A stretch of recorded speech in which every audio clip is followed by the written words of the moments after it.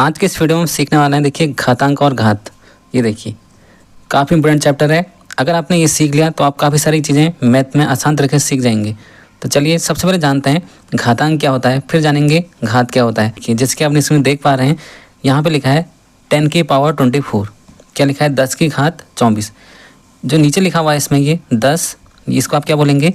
आधार। जैसे लिखा है 2 की पावर 4, तो नीचे हमेशा आधार होगा। घातांक क्या होता है? जो आपका पावर में लिखे होते हैं सब घातांक होते हैं। 10 की घात 24 हो गया आपका, 10 की घात 12 हो गया, ये भी आपका घातांक होगा। 14 की पावर 2 लिखा है, ये भी आपका घातांक होगा। जितने भी आपके नंबर पावर के रूप में लिखे होंगे वो सब आपके घातांक कहलाते हैं, और जिसकी जो पावर होगी वो आपका कहलाएगा नीचे वाला नंबर आधार। अब बात आती है घात क्या होता है। घात यही है जो ऊपर वाला नंबर लिखा है आपका, इसमें क्या है? घात 24। एक्स की घात यहाँ कितनी है? 2। वाई की घात यहाँ कितनी है? 3। 10 की घात 25 लिखा है, यहाँ घात कितनी है? 25। अगर 100 की घात, इसको क्या बोलेंगे? 100 का स्क्वायर लिखा है तो 100 की घात 2। इतना जान गए घातांक क्या होता है, घात क्या होता है। ये जानने के बाद इनके 5 नियम होते हैं वो हम जानते हैं। 5 नियम आपकी स्क्रीन पर ये रहे। सबसे जो पहला नियम है ये है डिवाइड वाला नियम। ये देखिए, यानी कि जब भी आप भाग करेंगे, a की पावर m है और a की पावर n है। यहाँ पर आप देख सकते हैं दोनों का आधार सेम है। अभी आपको बताया था जो भी घात के नीचे नंबर लिखा होगा वो आधार कहलाएगा। यहाँ पर a है तो यहाँ पर a होना चाहिए। एग्जाम्पल के लिए अगर लिखा गया है 10 की घात 2, तो नीचे भी 10 की घात 5 होना चाहिए, या 10 की घात कुछ भी हो, वो सिर्फ 10 में ही होना चाहिए। वो अगर ऊपर 10 की घात है तो नीचे भी 10 की घात होनी चाहिए। तो यहाँ पर आपका नंबर हो जाएगा, चलिए इसको मान लेते हैं 20, आपको आसान करने के लिए। अगर ये 20 है और ये 5 है, ऊपर जाके ये क्या हो जाएगा? m - n का मतलब 20 - 5, तो यानी 10 की पावर क्या हो जाएगी? 20 - 5 = 10 की पावर 15।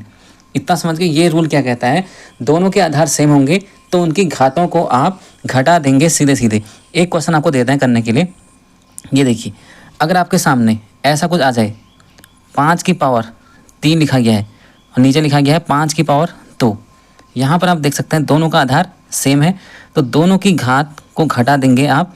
3 में से 2 गया 1, तो यहाँ पर आप लिख सकते हैं 5 की घात 1, यानी कि 5 की घात अगर 1 है तो इसका मान कितना आ जाएगा? 5। अगर 5 की घात 2 होती तो इसका मान कितना आता? 5 को 5 से गुणा करेंगे 25। अगर 5 की घात 3 होती तो उसका मान कितना आता? 5 गुणा 5 गुणा 5, ये हो जाता है आपका 125। उसके बाद जानते हैं दूसरा नियम क्या कहता है। दूसरा नियम ये कहता है a की घात m है और बाहर से n लगा दिया गया है। यहाँ पर आप देखिए a की घात m है और बाहर से n लगा दिया गया है, तो बराबर क्या हो जाता है? mn। अब देखिए यहाँ पर आप देखते हैं 10 की घात 2, बाहर से लिखा गया है 3, तो इसका आंसर कितना आ जाएगा? घात की घात को मल्टीप्लाई कर दिया जाएगा, तो ये हो जाएगा 10 की घात 6। कहीं पर लिखा है 100 की घात 5, उसके बाहर से एक और घात लगा के लिख दिया गया है 3, तो घात की घात हमेशा मल्टीप्लाई हो जाएगी, तो ये हो जाएगा आपका 100 की घात 15। दूसरा नियम ये कहता है कभी भी ऐसा आ जाए a की पावर m, बाहर से फिर एक और घात लगा दीजिए, तो हमेशा उसको मल्टीप्लाई कर देना है।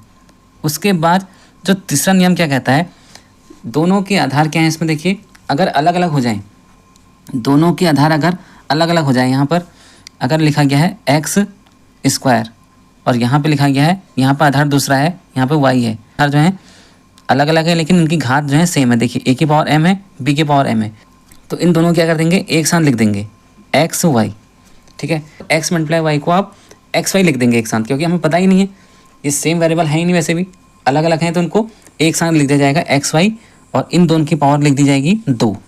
इतना समझ के एक और एग्जाम्पल लेते हैं आपके सामने। अगर यहाँ पे लिखा गया है z की पावर 2 और यहाँ पे लिखा गया है y की पावर, तो इसको आप क्या लिखेंगे?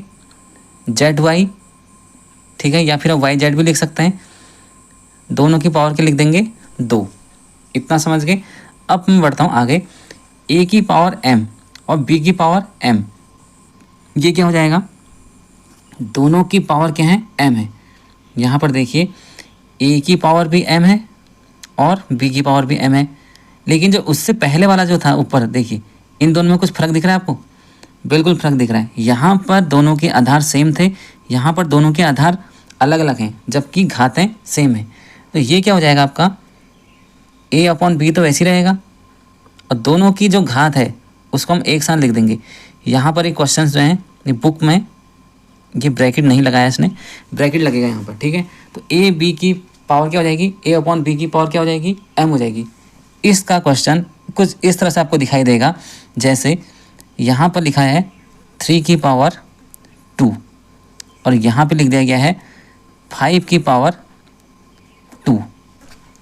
दोनों का आधार अलग अलग है और दोनों की घात सेम है, तो लिख दिया जाएगा 3/5 की पावर 2। इतना समझ गए।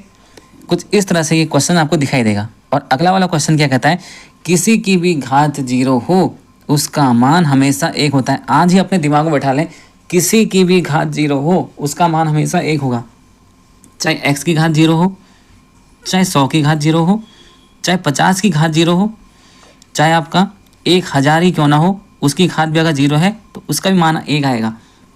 चाहे आपके सामने कुछ नंबर इस तरह से लिख दिया गया है y z a b c की घात 0, इसका मान भी 1 आएगा। किसी की भी घात 0 हो उसका मान 1 आएगा। अगली वीडियो अभी जल्दी आने वाली है, क्योंकि इस पर हम कई सारे क्वेश्चन लेके आने वाले हैं। तो चैनल को सब्सक्राइब कर लें और वीडियो को लाइक शेयर करना ना भूलें। कमेंट करके जरूर बताएं समझ में आया नहीं आया। Thank you so much.